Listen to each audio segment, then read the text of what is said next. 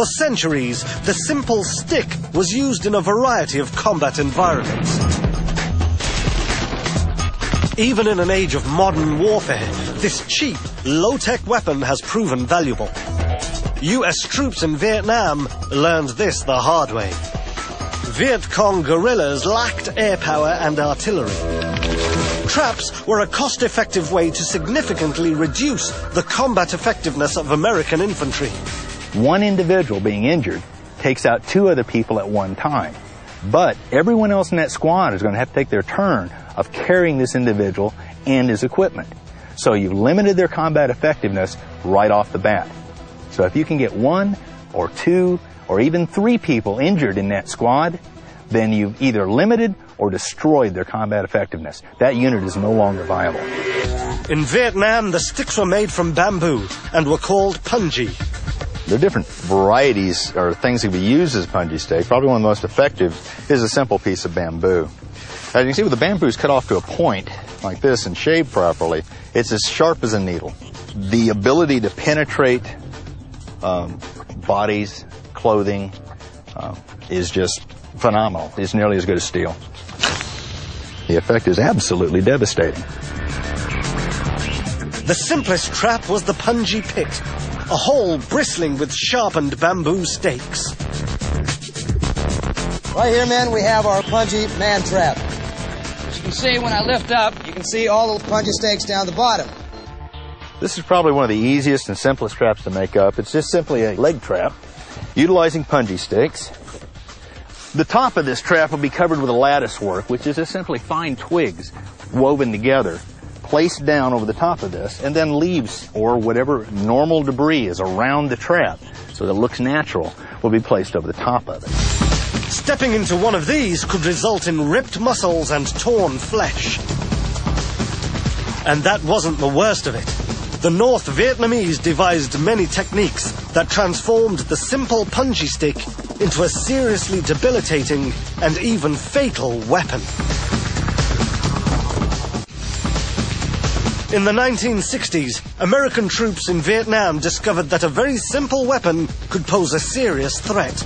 The punji pit was a constant danger to US infantry. The Viet Cong used a simple biological agent to make these pits even more treacherous. One of the more effective ways this was used was after this would be shaped, is that it would be filled with human excrement.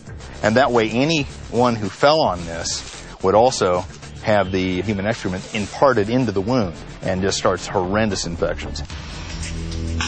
Disease-carrying punjis and spikes were not always fixed on the ground.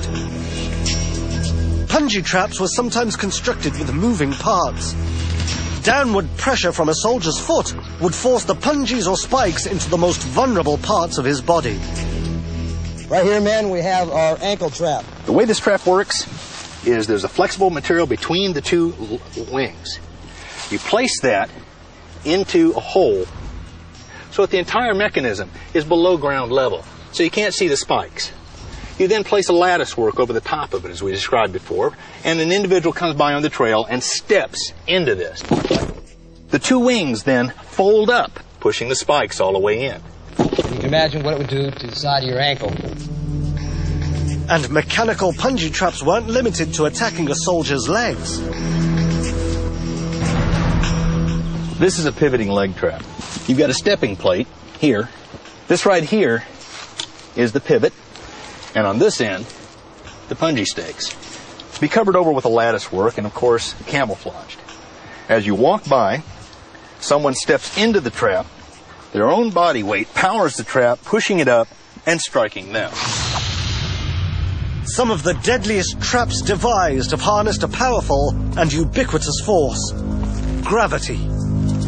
Always available, gravity generates velocity.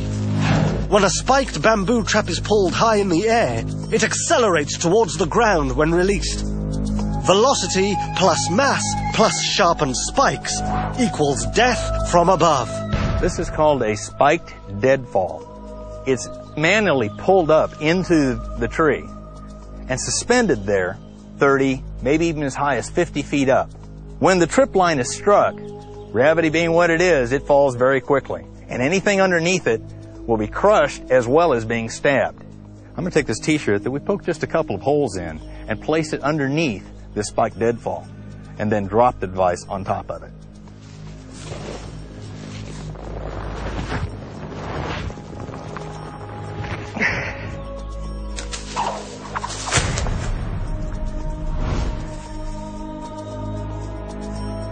A really bad day.